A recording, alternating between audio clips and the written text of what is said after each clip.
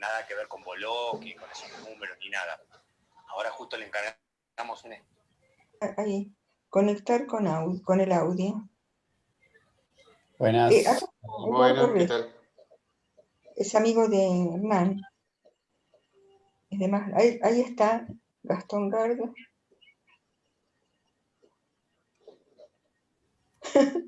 Y si no lo tengo abierto. Acá.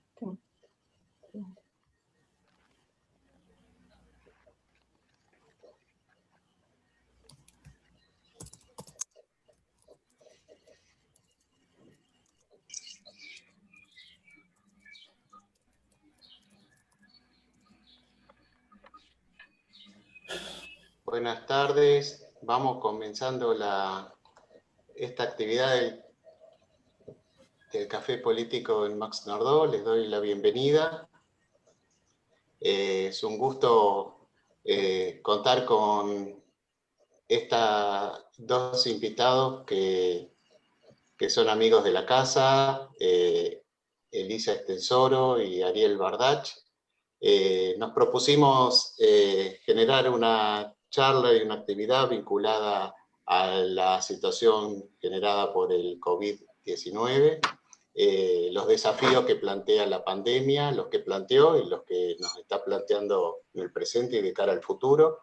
Así que brevemente voy a presentar a la doctora Elisa Estensoro, que es jefa de terapia intensiva y especialista en terapia intensiva del Hospital San Martín de la Plata, y al doctor Ariel Bardach, que es médico clínico y epidemiólogo e investigador del CONICET. Primero Ariel va a dar una presentación, después Elisa, y después abrimos el espacio de preguntas que las pueden ir formulando a través del chat. Cuando quieras, Ariel.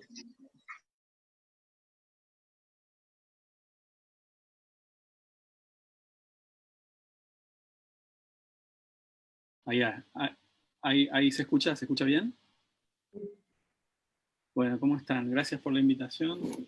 Decía que Horacio me presentó como amigo de la casa, pero yo soy maxnordense desde chiquito. Acá en la audiencia está mi familia y mis amigos. Sí,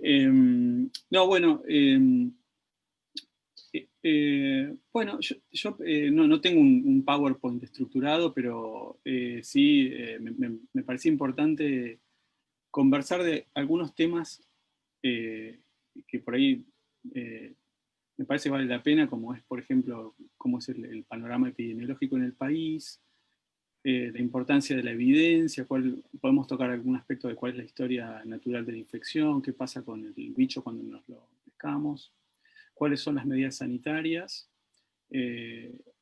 por qué es peor que otros virus respiratorios, cuáles han sido los últimos avances en el tratamiento y las cosas que demostraron servir en estos meses.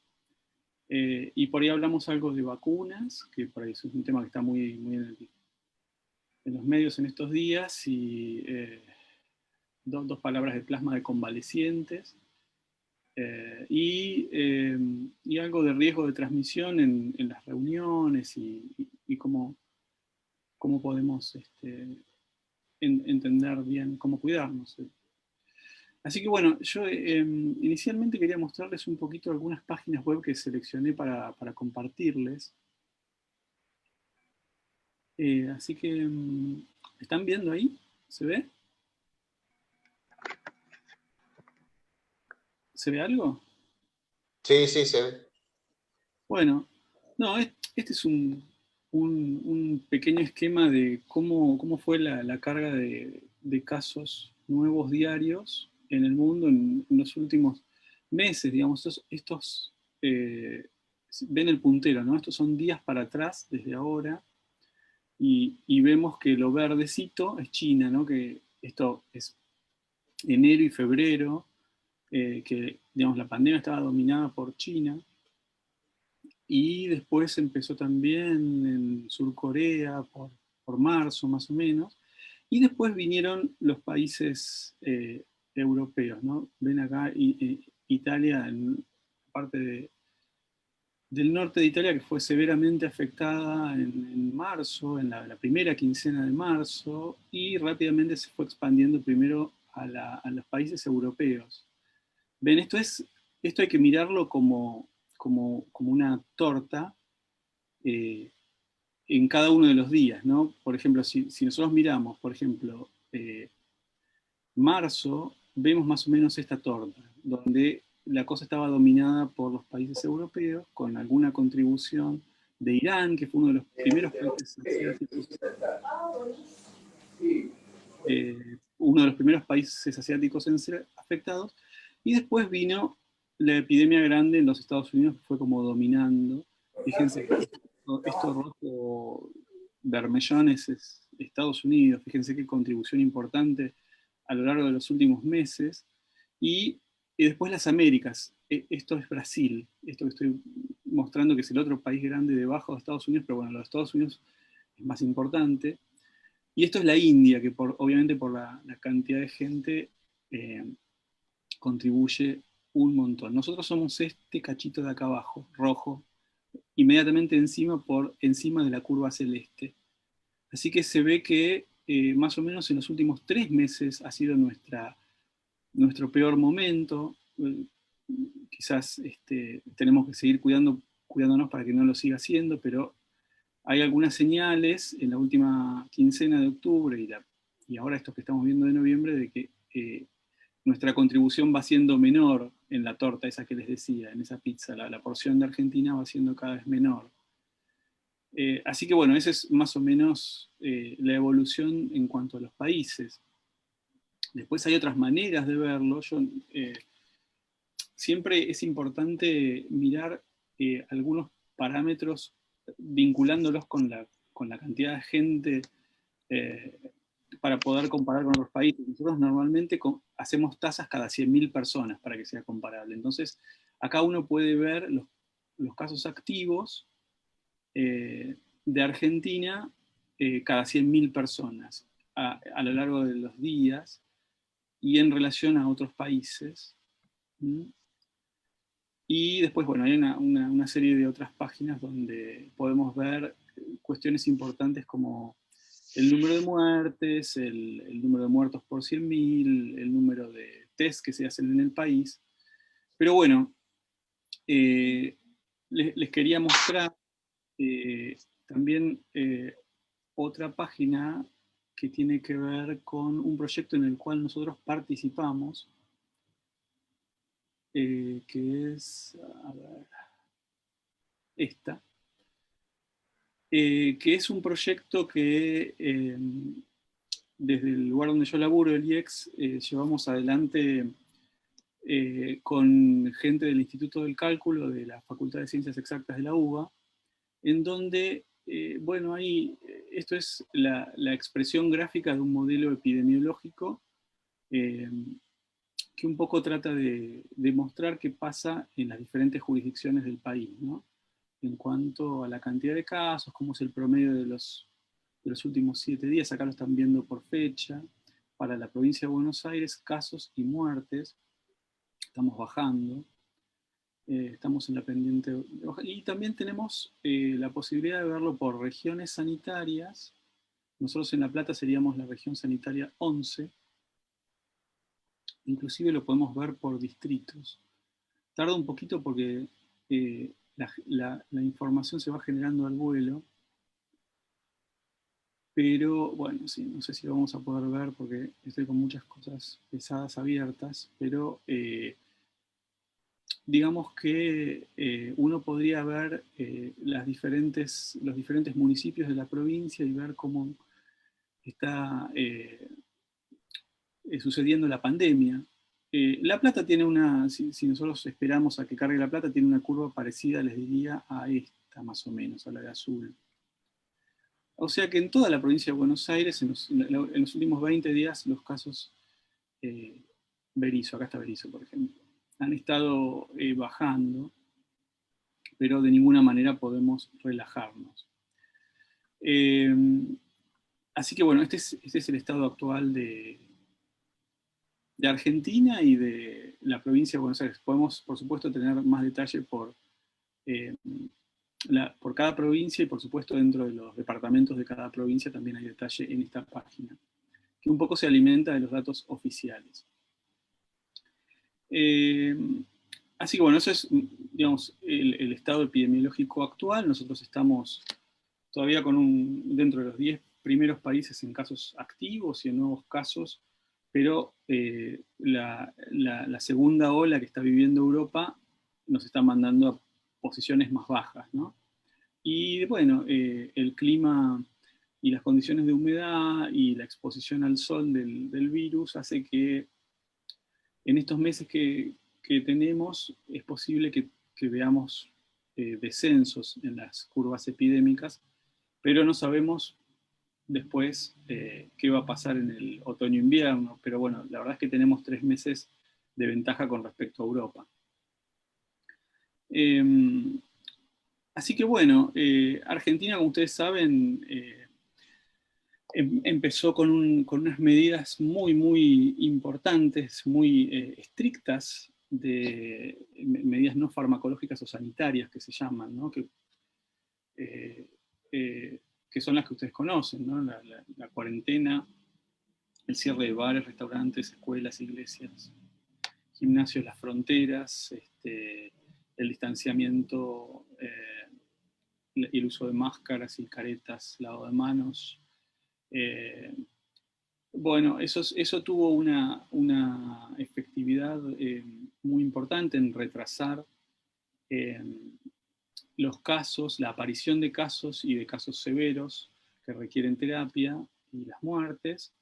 La gente cumplió durante el primer mes de manera muy bien el decreto presidencial, pero bueno, la verdad es que por distintas razones que tienen que ver con las necesidades económicas y con el hartazgo social, la cosa se fue relajando de a poquito. Nosotros vivimos así prolongamientos de la cuarentena varias veces, se extendió hasta agosto, septiembre, octubre. Y si uno mira en datos de los celulares, la movilidad por Google de la gente y a dónde va esa gente, ve que fue bajando el cumplimiento de manera muy notoria.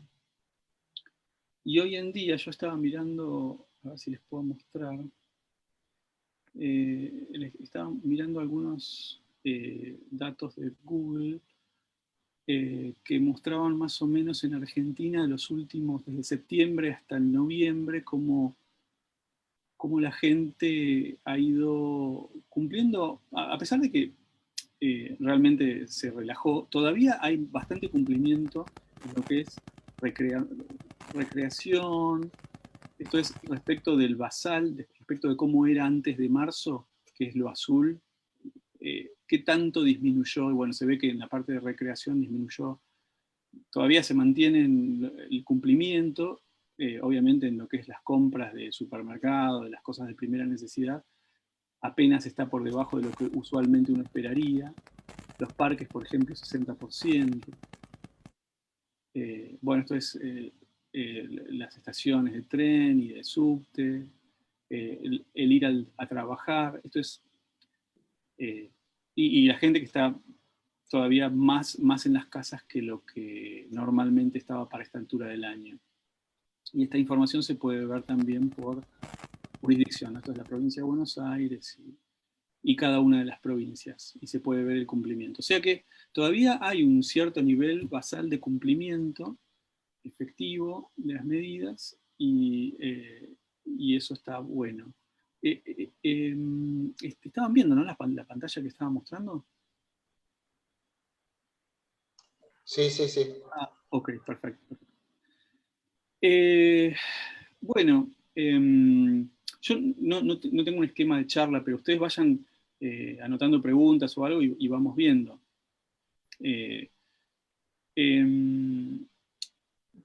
Todavía este nivel de cumplimiento que estamos viendo se puede se puede mantener y podemos no volver a la fase más estricta, en tanto los comercios sigan atendiendo en la puerta, si podemos lograr el teletrabajar, cerrar totalmente o la mayor medida posible los bares y restaurantes los fines de semana, cerrar, o mantener cerrados o al aire libre los eventos,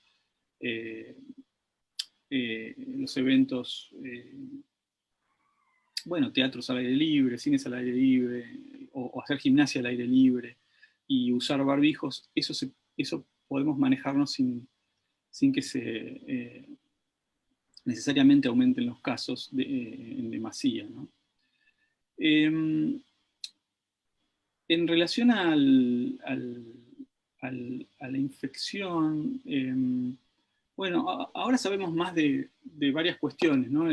Ese mes o ese tiempo en el cual pudimos cumplir bien la cuarentena nos dio tiempo para varias cosas, ¿no? Nos dio tiempo para conocer la enfermedad, por una enfermedad nueva, para prepararnos. Es verdad que hubo más respiradores y más, Elisa lo puede explicar mejor, pero digamos, hay un cuello de botella con el personal, con la gente, ¿no? Con la gente no aparece de buenas a primeras más gente formada, apta para atender casos en terapia de una enfermedad nueva, desconocida, pero sí tiempo para organizarse, para entender cuáles casos requieren ser internados más que otros, para organizar el tema de triage, llamamos nosotros, de los pacientes, cuáles tienen que ir a piso, cuáles tienen que ir a terapia, entender algunas terapias que rápidamente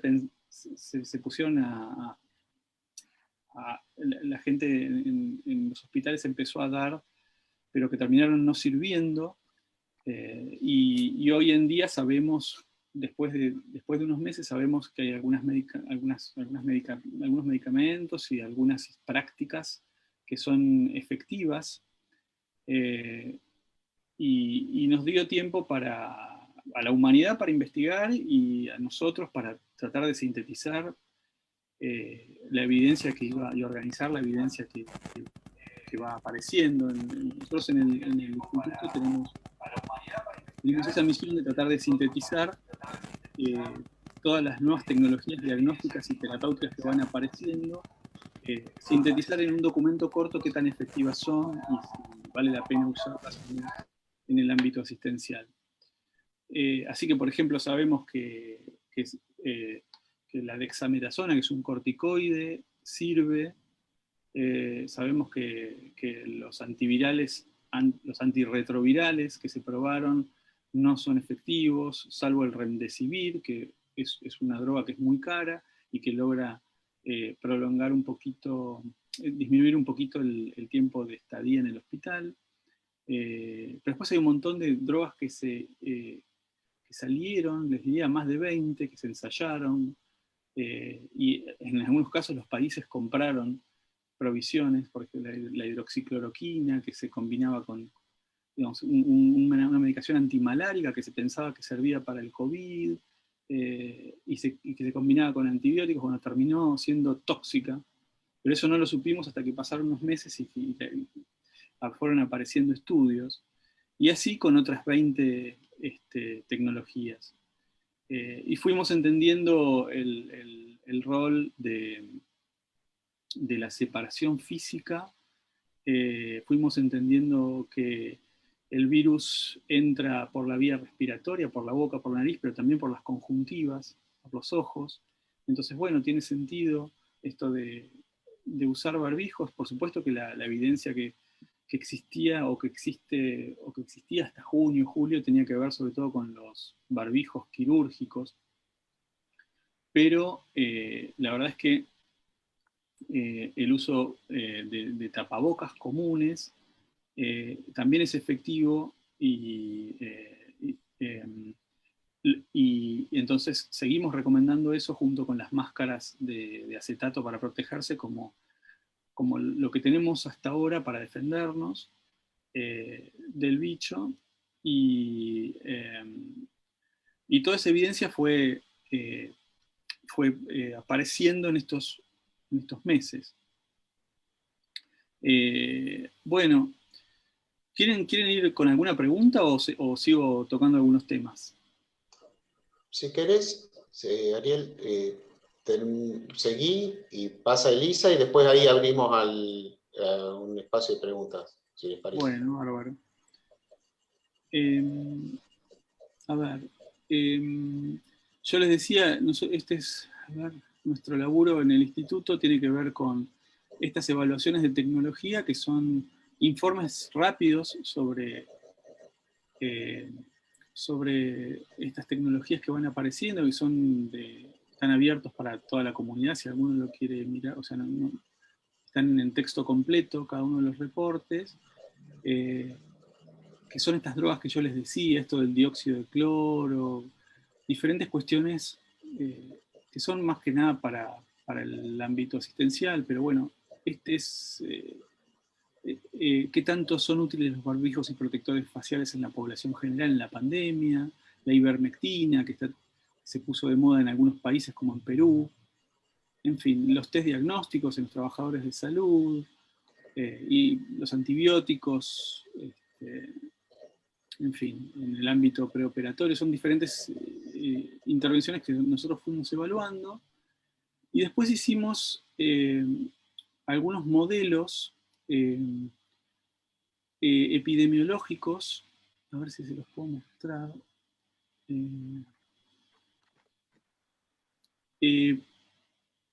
Acá, por ejemplo. Esto es un modelo que se armó con el financiamiento del Banco Interamericano de Desarrollo, que es otro de los emprendimientos. Yo anteriormente les mostré el que mostraba por jurisdicciones. Este está hecho para 28 países y tiene que ver con, digamos, cuál es la proyección de casos, de muertes y de utilización de los recursos de salud en función de diferentes medidas sanitarias. Estas son las camas disponibles para COVID, las camas de terapia emergente. Es un modelo que desarrollamos con mucha gente, ¿no? Epidemiólogos, físicos y gente de política, digamos, gente que estuvo en gestión. Entonces uno puede elegir un escenario de intervenciones. Intervenciones es la cuarentena, por ejemplo, ¿no? Entonces, ¿qué hace?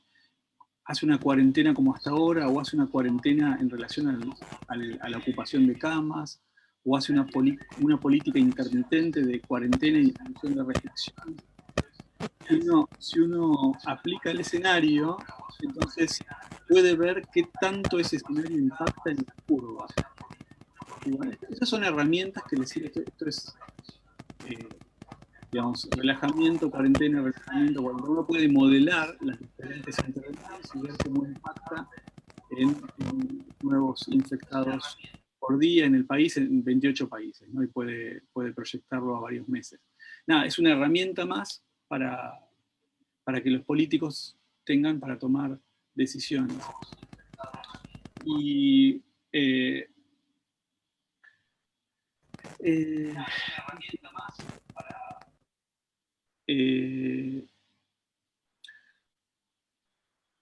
bueno, no sé, Elisa, si querés agarrar vos ahora, después yo retomo, pero por ahí está bueno que nos cuentes un poquito la visión vos. Okay. Hola, buenas tardes a todos y muchas gracias por la invitación, Horacio. Bueno, yo soy intensivista, así que un poco voy a intentar no ser demasiado técnica y sí mostrarles cómo lo vivimos nosotros, ¿no? Miren, a fines de febrero ya empezamos, todos, digamos, teníamos cierta inquietud, ¿no? Algunos más que otros, los intensivistas, quizás porque recordamos la primera epidemia, la de SARS coronavirus 1, que no llegó a Sudamérica, pero sí llega a Estados Unidos y Canadá, la detienen exitosamente, pero sí sabíamos que la insuficiencia respiratoria que provocaba, el síndrome gravísimo que provocaba el sistema respiratorio del adulto, tenía una mortalidad altísima.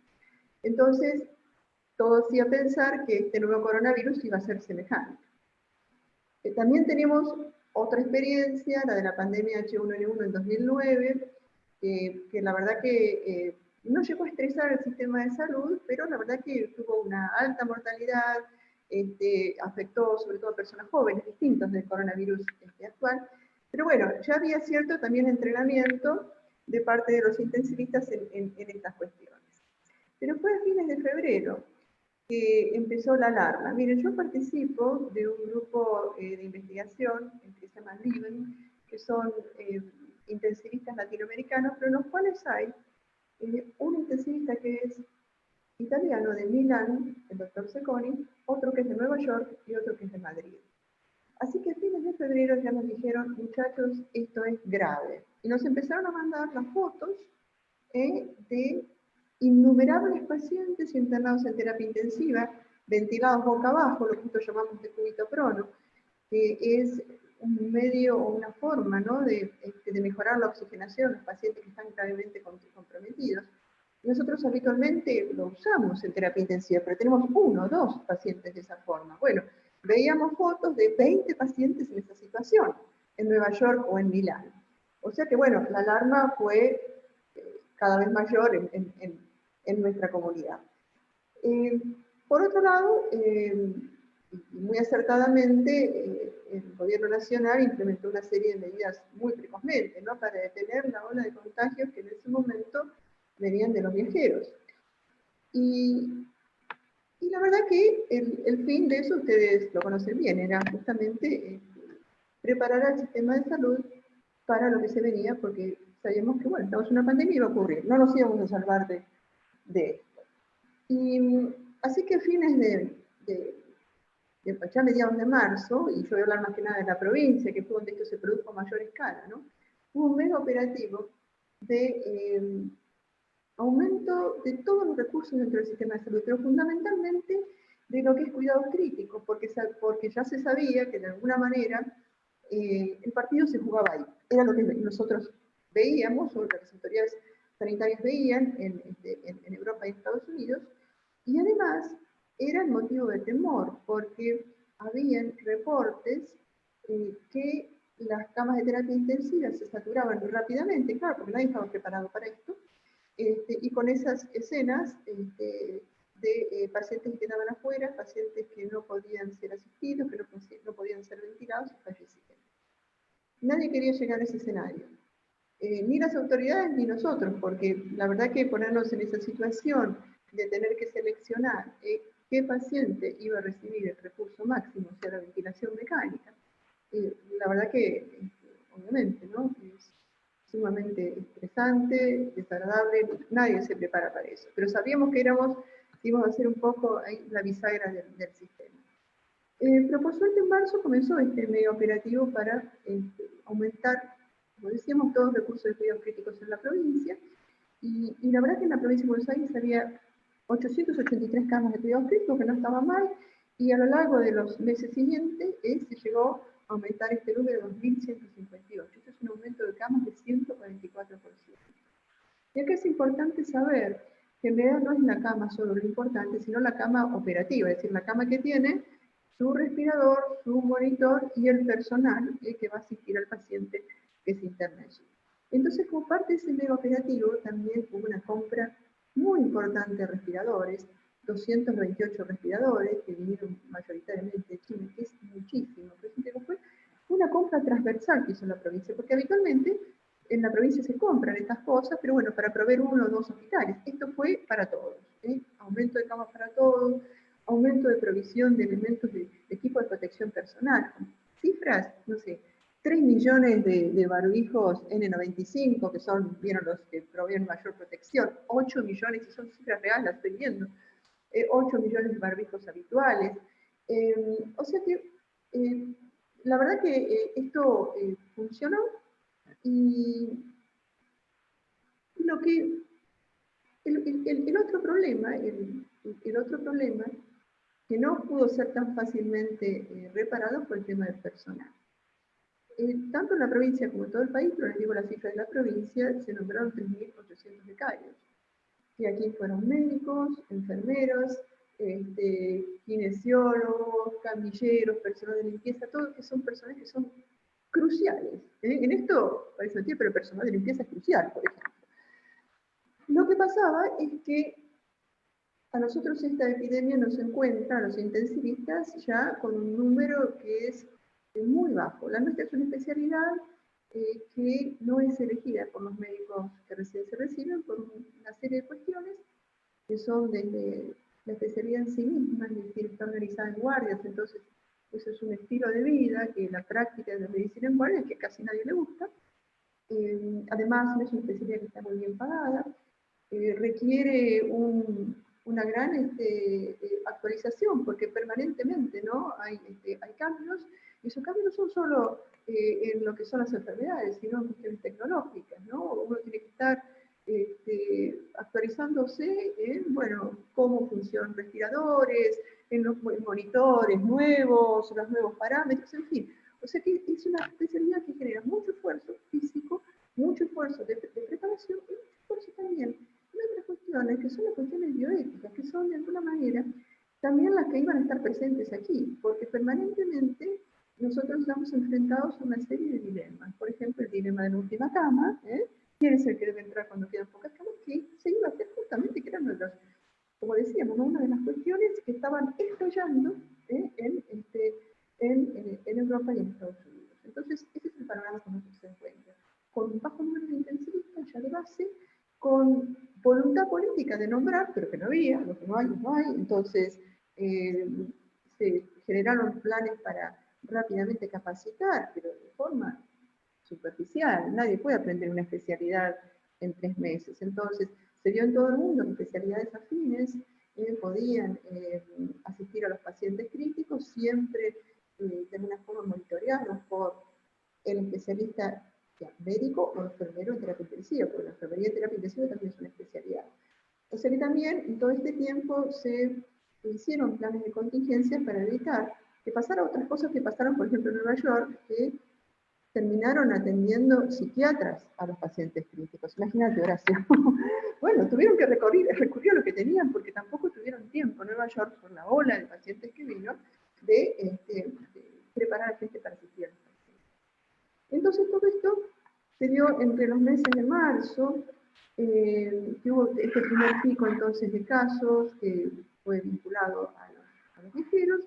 Luego entramos en una especie de calma, con pocos casos, pero mucho temor en la provincia, porque como ustedes saben, la provincia de Buenos Aires tiene 16, un poco más millones de habitantes, y el temor era precisamente el conurbano bonaerense, donde las medidas de distanciamiento, de aislamiento social son muy difíciles de llevar a cabo, ¿no? Cómo cumplir con medidas de higiene, de aislamiento, en una población que generalmente está hacinada, que no tiene más corriente. Bueno, eso se vio muy bien lo que pasó, ¿no? en Quilmes, ¿no? Con la Villa Azul, bueno, toda la problemática esa que pensamos todos que iba a estallar. Y la verdad que eso no ocurrió, el sistema se preparó, y la verdad que si bien por momentos estuvo estresado, en ningún momento tuvimos que lamentar, o tuvimos que ver, o pasamos por ese cuadro terrible, ¿sí? Que pasaron en Italia y en Estados Unidos y también en España. Entonces, en otros lugares del país, la verdad que esto ocurrió, ustedes vieron que pasó con sistemas de salud un poco más o menos desarrollados, como Jujuy. Tenemos dudas de qué pasó en Santa Fe se estresó bastante, también en Córdoba, pero bueno, en la provincia de Buenos Aires, la verdad, hay que decirlo, soportó en sentido de soporte, ¿no? Todo este embate, y además se fue por las características, ¿no? de las medidas tomadas, por esta cuarentena prolongada, que al principio fue estricta y después no fue, pero que se siguió manteniendo, como mostró muy bien Ariel, los casos fueron como desgranándose de a poco, y por eso el sistema no se estresó de golpe. No sé, todos pudieron ser atendidos. Lo que nos pasó a nosotros fue que esperábamos el pico para junio, primero para mayo, después para junio, y después, la verdad, lo terminamos teniendo en septiembre, fines de agosto, septiembre y octubre.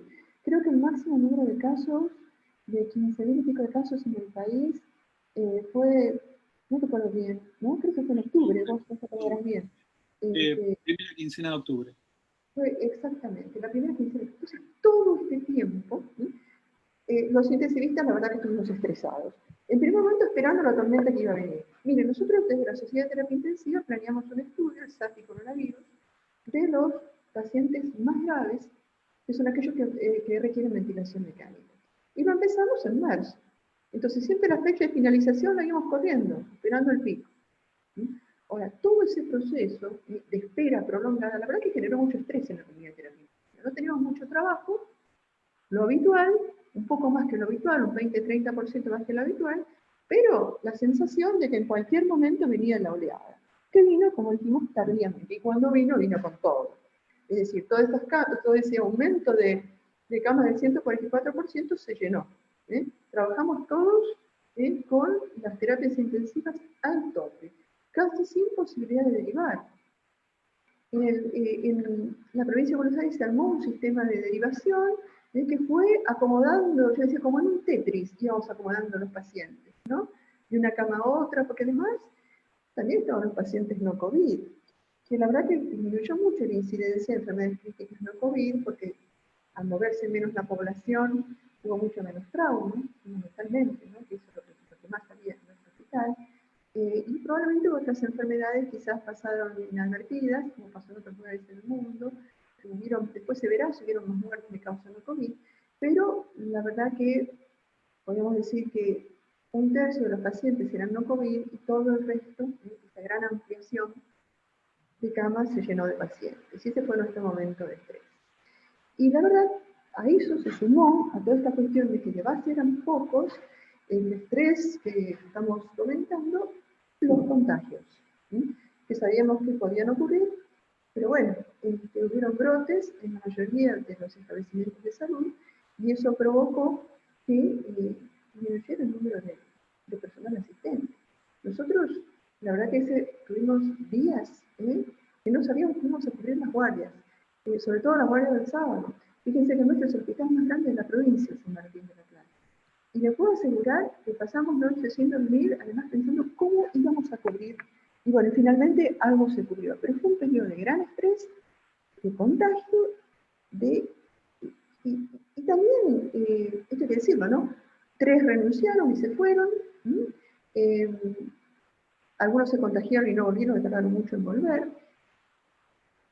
Hubo también cuestiones personales de mucha angustia y de ansiedad en una especialidad que, bueno, que nos comentábamos, ¿no?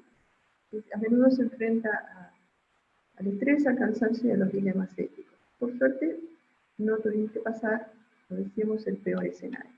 Y ahora realmente está disminuyendo, ¿no? Nosotros ya tenemos muchos más pacientes no COVID que COVID.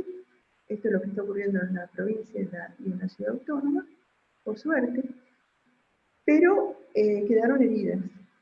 Quedaron heridas porque lo que sintió la comunidad de los trabajadores de terapia intensiva fue que en este momento de máximo estrés, de contagios, de muertes, porque muchos compañeros nuestros fallecieron, por suerte nadie en nuestro hospital, pero sí en La Plata y en toda la provincia, en la Cava, hubieron médicos, enfermeros que fallecieron. La verdad que nosotros sentimos, de alguna forma, que no éramos escuchados por la población. Sentíamos que vivíamos como una especie de esquizofrenia. En todos esos días tan terribles de agosto, de septiembre y de octubre, donde pasaba todo esto, contagios, muertes, 100% de ocupación de las camas, médicos que renunciaban y se iban y no sabíamos cómo vamos a cubrir, y un grupo de pacientes, o pacientes COVID, llevan mucho trabajo. Fíjense que yo les decía, habitualmente tenemos 1 o 2 pacientes graves con insuficiencia respiratoria, ahora de golpe pasamos a tener 20. O sea, no dábamos abasto. Y por otro lado, una sociedad cuya preocupación pasaba por qué abrimos, qué no abrimos, qué barbaridad, cuándo terminamos con la cuarentena.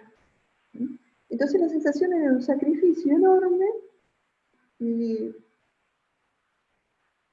no sé, como uno no era comprendido, pero que como que estábamos en otra. Eso era como la guerra en las Malvinas, ¿se acuerdan? Que había gente, los soldados que estaban luchando muertos de frío en el Atlántico Sur, y el resto acá como si nada. Bueno, nosotros la verdad que sentíamos eso. Y muchas veces lo expresamos en distintos ámbitos, lo expresamos en los medios, lo expresamos ante las autoridades. Bueno, eso fue lo que nos pasó. Pero la parte positiva fue que nuestra especialidad era poco conocida. Y de alguna forma fuimos, por lo menos, escuchados por la comunidad. La comunidad supo que de alguna forma existíamos, que éramos los encargados de asistir a estos pacientes tanto más graves, con alta mortalidad, pero en el mundo fue esta mortalidad así, el 50% de los pacientes ventilados fallecen, en algunos casos mucho más. Y pensamos que, bueno, que esto de alguna forma va a ser una plataforma para el futuro, para que la especialidad crezca, para que sea escuchada, para que también se tenga presente toda una serie de reclamos salariales que hasta el momento, bueno, no se escuchaban. Así que bueno, si quieren después vamos para las preguntas, por supuesto. Perfecto. ¿Les parece que les voy leyendo algunas preguntas que van? Ariel, no sé si querés agregar algo. Sí. Sí. No, tal cual, tal cual.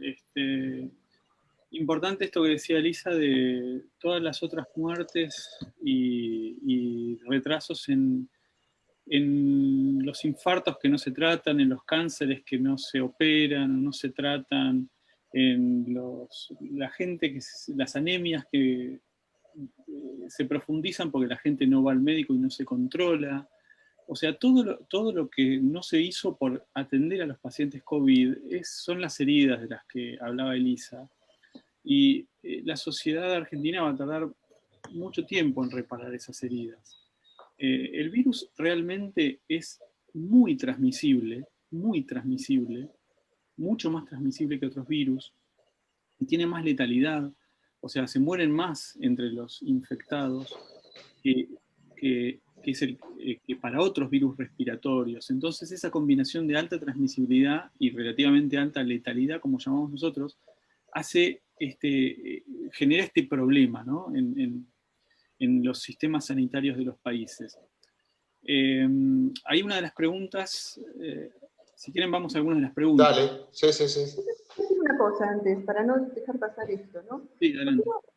Porque la verdad que hemos sido bombardeados por los medios, esto se politizó, esto es obvio, ¿no? De la cuarentena, la pandemia se politizó, no solo acá, se politizó en todo el mundo, ¿no? Entonces el tema de las enfermedades que no fueron tratadas adecuadamente, porque acá hay algunos medios que digamos que lo ponen como ejemplo. La pandemia, la cuarentena, todas las muertes, eso pasó en todo el mundo.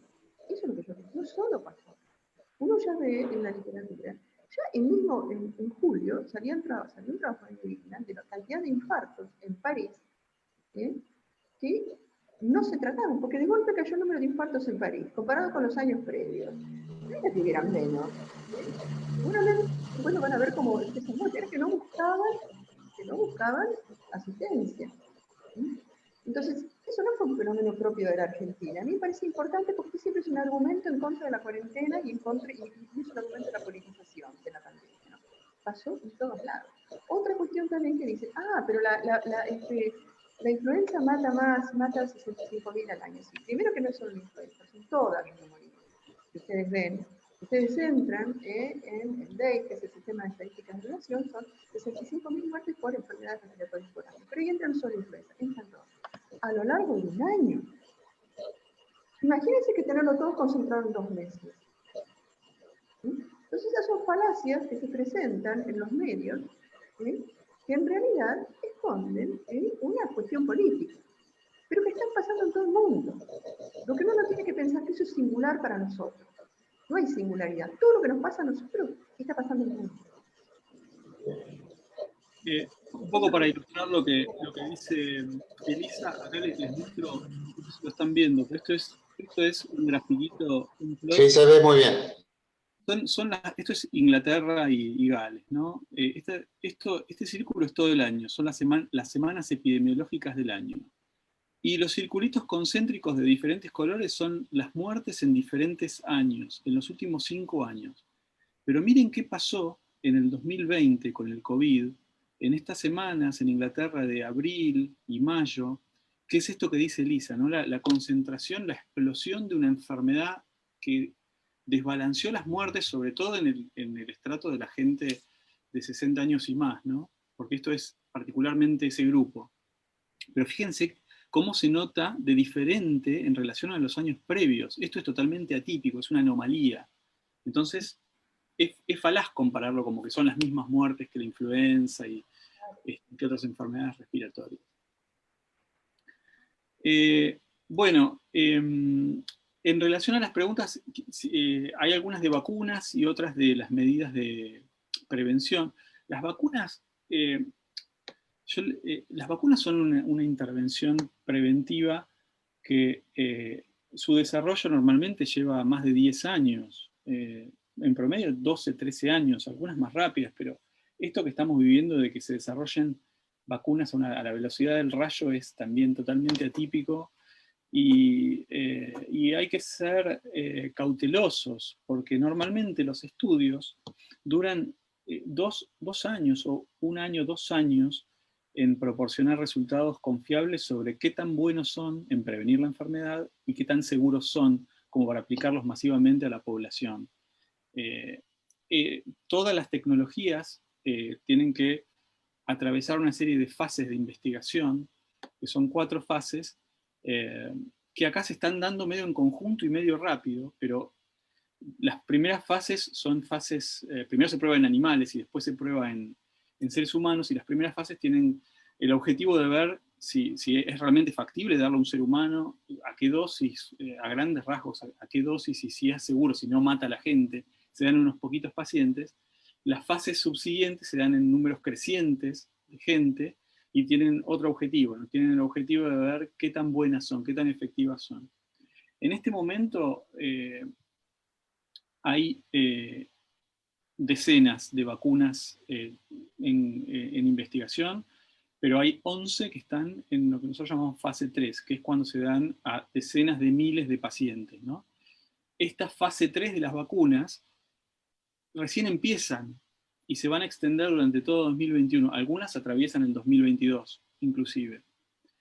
Lo que salió en estas últimas semanas de la vacuna de Pfizer y de la vacuna rusa, la Sputnik 5, son como espiaditas iniciales, análisis interinos se llaman, de qué tan efectivas vienen siendo, pero en un número que todavía no es el definitivo de pacientes. O sea que son como espiaditas y hay que ser optimistas, no hay que ser pesimistas ni dar un mensaje. La verdad es que parecen ser bastante efectivas en prevenir la infección. Todavía desconocemos mucho. Ustedes saben que la inmunidad tiene una parte de anticuerpos, humoral llamamos, y otra parte celular, que se da a través de células, la defensa de células. Las vacunas actúan sobre la parte de anticuerpos, pero hay toda una respuesta celular que protege y que no se conoce adecuadamente. Así que bueno, tenemos que ver cómo juegan en la cancha estas vacunas realmente cuando se aprueben, pero hay que ser muy cautelosos y pensar que va a tomar todo el 2021 la respuesta poblacional a las vacunas. Tenemos la esperanza de que sean efectivas, tenemos la esperanza de que puedan ser aprobadas de manera rápida. Ustedes saben que en Argentina hay un cuerpo que se llama la ANMAT, que es quien tiene que aprobar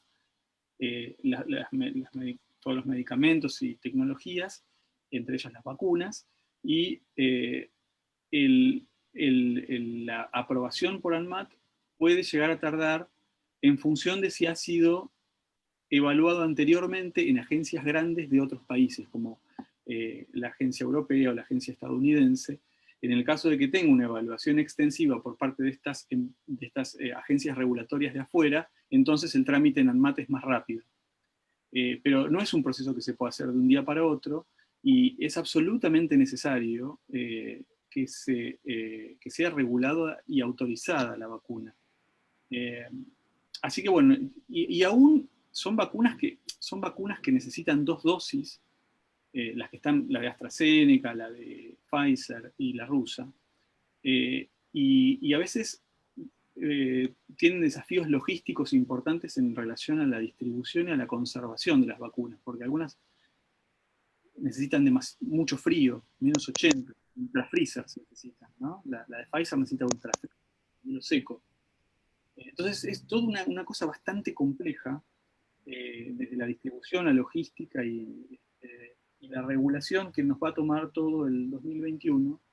Y aún vacunándonos, vamos a tardar 1 mes y medio, 2 meses en generar las respuestas y muchos meses en ver respuestas a nivel poblacional por la vacunación. O sea que en el punto actual, yo les diría, creo que Fabián hizo una pregunta, cualquier vacuna que en fase 3 sea aprobada significa que su uso es confiable. Bueno, la fase 3 es una de las fases de investigación, tienen que salir los estudios y en función de cómo salgan los estudios se aprueba o no por los cuerpos regulatorios. Pero bueno,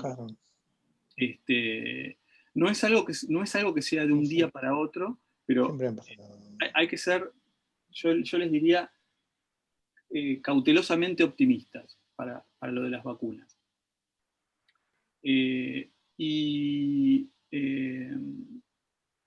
En relación a las medidas de protección, creo que Elías decía algo sobre... Sí, Elías preguntó. Bueno, yo quería proyectar esto que ya lo deben conocer, pero que no es, esto es en relación a las reuniones sociales. Ustedes saben que el riesgo de transmisión y de que uno se infecte tiene que ver con la cantidad de gente que participa de la reunión, no es lo mismo 3 personas que 9, con si usamos barbijo o no, con el tiempo de exposición, no es lo mismo 10 minutos o más de 15 minutos, y con la actividad, si estamos en silencio, hablando o gritando y cantando. Entonces, uno en este esquema simple tiene una idea, como si fuera un semáforo, de cuál es el riesgo de transmisión en función de qué reunión social vamos. Por ejemplo, nosotros que nos queríamos juntar con mi hermano, que somos como 10 personas, entramos dentro de acá. Supongamos que usamos todos barbijos y supongamos que lo hacemos al aire libre, hablando, bueno, tenemos un riesgo intermedio. No es que estamos con un riesgo bajo. O sea, toda reunión social entraña un riesgo. Toda reunión social, sobre todo de más de 3 personas, entraña un riesgo. Tenemos que conocerlo. Y es una de esas medidas de las que quizás Elías preguntaba, que son conocidas, pero que a veces nos desconcentramos. Y en La Plata, en Buenos Aires, digamos, en las grandes urbes argentinas, yo creo que la gente se está relajando bastante y esto no juega. Pero así es la evidencia. Este cuadrito está sustentado por la evidencia. Y hay pocas actividades que son con riesgo verde, digamos. Y hay muchas que son con riesgo rojo. Así que un poco quería mostrarles esto también. Bueno, sigo leyendo algunos comentarios y algunas preguntas. Eduardo un poco ya preguntaba lo de las vacunas, que vos algo fuiste adelantando, Ariel, y también Eduardo transmite toda la solidaridad a los médicos y al personal de la salud por todo el trabajo que están haciendo. Judith dice, sería muy bueno que dado que nuestra Facultad de Medicina de la UNLP se haya trabajando en el campo del cambio del plan de estudio, se incorpore la nueva currícula en materias obligatorias como terapia intensiva y emergentología para comenzar con la formación del recurso humano desde el grado. Sí, yo eso quiero contestarles. Justamente, sí. Nosotros desde hace 3 años ya existe la materia de terapia intensiva como optativa. ¿Con qué fin lo hicimos esto? Porque en realidad una de las causas también por las cuales los médicos tampoco eligen la especialidad, aparte de todas las que comentamos, muchos que no las conocen. Entonces, esto ha sido estudiado en el mundo. Y por eso empezamos con la cátedra hace 3 años. Este año, bueno, seguimos comentando, obviamente se existió ya por parte de las autoridades, no solo de las autoridades del gobierno, sino las mismas universidades se replantearon estas cuestiones e incluso el rector de la Universidad de La Plata, el presidente ahora, ¿no? El arquitecto Tauber nos llamó a 3 o 4 intensivistas platenses diciendo que, que nos iban a dar todo el apoyo para que la Facultad de Medicina justamente implementara o transformara esta materia que era optativa en obligatoria. Así que hemos presentado justamente ya el plan y pensamos que eso va a ser aprobado y que, bueno, que va a ser parte de la currícula. Y esto es una cuestión que se planteó también en la Universidad del Comahue, donde también están planeando la materia, en Córdoba, que ya habíamos tenido conversaciones, que les mostramos nuestros programas, y está, bueno, y en la UBA hay una cuestión ahí, ¿no?, que quizás se empiece a hablar, pero por lo menos nosotros, La Plata, quiero decir, fuimos pioneros en todo el país con la materia optativa de terapia. Buenísimo. Otra pregunta, otro comentario. Sergio dice, creo necesario explicar, le pide, la cantidad importante de muertos por millón que tiene Argentina, Sí. que Sí. también es un elemento que se utilizó políticamente, o que se utiliza. Sí. Bueno, yo quiero hablar muy particularmente de eso, ¿no? Porque acá hay varias cuestiones, ¿no? Pero hay una que es característica de la enfermedad, y que se supo en el primer momento, con los estudios. Se supo que de 100 pacientes que contraen COVID con síntomas, 20% van a requerir internación. De estos 20, 5 van a requerir terapia intensiva. De esos 5, 2.5 van a requerir ventilación mecánica y de esos la mitad, 1.25, va a fallecer. Entonces, de ahí, digamos, esto que insisto, que es una característica de la enfermedad, porque como todas las enfermedades tienen un espectro de gravedad, ¿no? Siempre las formas más leves son las más frecuentes, pero bueno, COVID tiene formas graves, y en una pandemia ese 1.5% que muere puede hacerse un número muy importante. Entonces, a medida que aumentan los casos en la Argentina, es lógico que el número de muertos va a aumentar. Ahora, fíjense lo siguiente, el número de muertos por millón de habitantes, o por 100.000 habitantes, venía más o menos bien. Comparado, supongo que ustedes entrarán, ¿no?, que les interesa este tema, entrará en las tablas de Johns Hopkins o las del World Ometer, ¿no? Pero el número de fallecidos por 100.000 habitantes es más o menos controlado. Hasta que la pandemia se expande al interior. Por esto que señaló Ariel, ¿no?, que en realidad tardó tanto que se aflojaron muchísimo con las medidas de prevención en el interior. Y entonces, obviamente, ese concepto de la mancha de aceite, ¿no?, a partir de primero la Cava, después la provincia de Buenos Aires, ¿no?, iba a llegar al interior y lo encuentran con la guardia baja. Porque la verdad que la mayoría de los protocolos no se cumplían.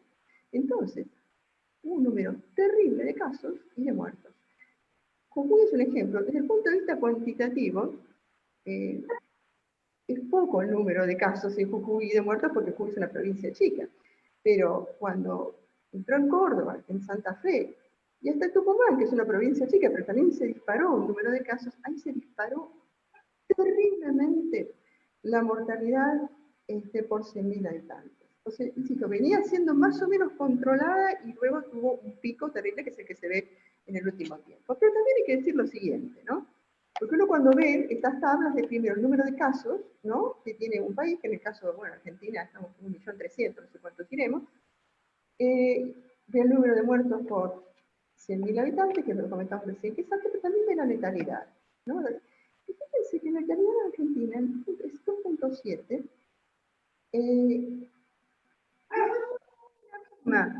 prácticamente desde hace meses. O sea que dentro de todo, ahí esa letalidad es baja por distintas cosas, ¿no? En primer lugar, porque probablemente, bueno, en Argentina hay muchos jóvenes que contraen COVID, y los jóvenes les pasa mucho menos frecuentemente, es mucho menos posible que sea ese 0.5% que va a morir. Pero también, otra cuestión que colaboró para que la letalidad sea baja es que todos los pacientes pudieron atenderse correctamente. Porque si además hubiera habido filas de pacientes para entrar que no pudieron recibir oxígeno o que no tuvieron su cama de terapia intensiva, la letalidad hubiera sido mucho más alta.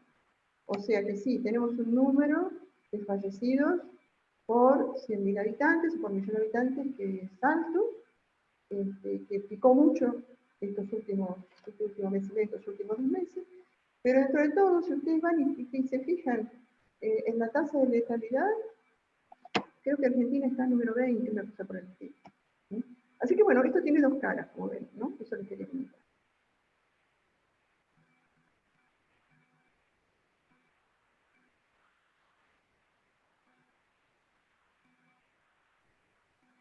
Creo que había una pregunta más de Eduardo en relación a las noticias sobre un nuevo tipo de coronavirus.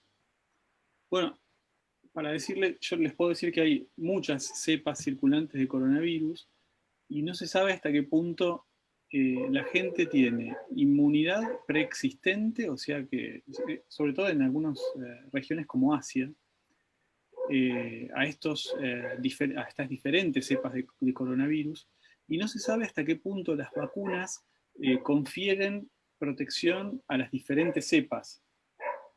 Porque muchas de estas vacunas tienen modalidades nuevas, son realmente novedosas, no han sido ensayadas, el mecanismo de acción no ha sido ensayado nunca en el ser humano, por ejemplo la de Pfizer. Algunas van dirigidas hacia ciertos componentes del virus que son comunes a todos los coronavirus. Algunas proteínas de la cápsula que son comunes a todos los coronavirus. O sea que no se sabe bien hasta qué punto pueden proteger contra todas las cepas. Se especula que probablemente protejan. El virus no muta muy rápido como otros virus, y eso es una ventaja, por suerte. Así que de antemano parecería que, o es dable especular de que podría proteger la vacuna contra las diferentes cepas. Pero es cierto que hay diferentes cepas circulando, sobre todo ahora en Europa. Y hay otra pregunta, dice en palabras sencillas, porfa, ¿qué tan buena o mala es la vacuna rusa? Lo digo por las declaraciones irresponsables de dirigentes de los medios hegemónicos, repiten hasta que se... Ok, es un poco lo que conversábamos. El instituto Gamaleya, que genera la vacuna rusa, son gente que tiene mucha experiencia desarrollando vacunas. Por ejemplo, desarrolló la vacuna contra el ébola y contra otra infección viral que se llama MERS, un virus de Medio Oriente, y es una vacuna muy promisoria. El tema es que la miradita que la ciencia le dio en este punto, en este momento del tiempo, es todavía no concluyente, o sea que hay que seguir evaluándola. Pero parece ser que todas las vacunas van a ser buenas en prevenir. Eso es en palabras sencillas. Se está viendo que es muy efectiva. Hay que ver si se sostiene. Tanto la de Pfizer como la rusa tienen una efectividad mayor al 90%. Hay que ver si se sostiene, porque cuando hay un análisis interino, no hay certeza de ese número. Podría ser que en el análisis subsecuente a los meses la efectividad sea menor. O sea que no se sabe hasta que no se... Pero parece ser que van a funcionar. Le formulo la última pregunta y vamos cerrando. Eduardo dice, ¿qué sistema de salud va a quedar en el país después de que esto pase? ¿Qué les parece?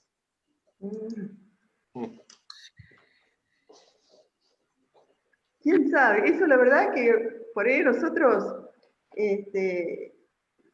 podemos contribuir a esa discusión, pero la verdad que pasa seguramente por otros carriles, ¿no? Pero lo que nosotros sí sabemos, los intensivistas, es que de alguna forma vamos a ser tenidos en cuenta en un futuro sistema de salud, porque la verdad que siempre los cuidados intensivos se vieron, bueno, como decíamos, no era una especialidad relegada, nadie la elegía, además es una especialidad, digamos, que es costosa, ¿no? Por toda esta cuestión de los respiradores, los medicamentos que se utilizan, etc.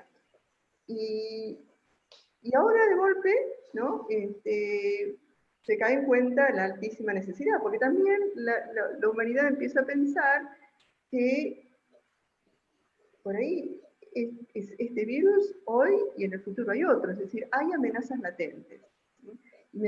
Y evidentemente esto es una ficha que ha caído.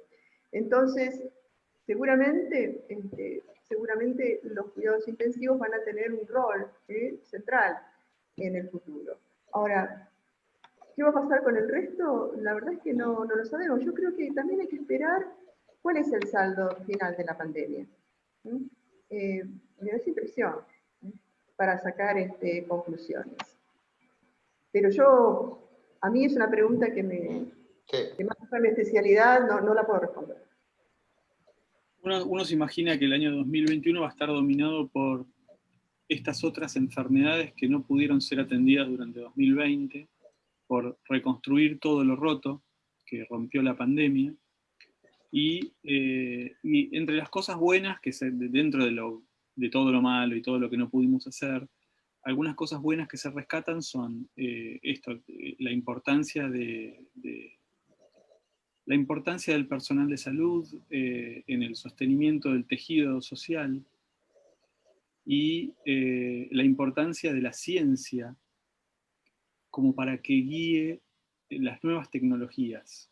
La importancia de la investigación científica, el logro fenomenal de tener una vacuna efectiva en 6 meses, es un logro de la humanidad que es comparable a llegar a la Luna, desde mi óptica, con tecnologías súper novedosas, cosas buenas. Pero bueno, la verdad es que todavía nos queda transitar un tiempo. Sí, totalmente. Totalmente. Bueno, les agradezco en nombre de la institución la generosidad, la predisposición para preparar la charla, para darla, están las puertas abiertas para cuando se pueda pensar otra charla desde ya con mucho gusto. Y bueno, muchas gracias a ambos por el trabajo, por la dedicación que cada uno realiza en sus respectivas áreas. Y bueno, nuevamente a todos, la invitación para el Mamelotion, que empieza ahora en media hora aproximadamente. Se pueden conectar por el canal de YouTube del MacNordó, y en la página del Facebook, en la fanpage, está el link para poder visualizarlo también. Así que a todos la invitación para el Mamelotion. Muchas gracias y buenas tardes. Gracias a todos. Un abrazo. Chao, chao. Nos vemos. Chao, Bueno, abrazo. muchas gracias a todos. Gracias. Gracias. Muchas gracias. Muchas gracias, muy bueno.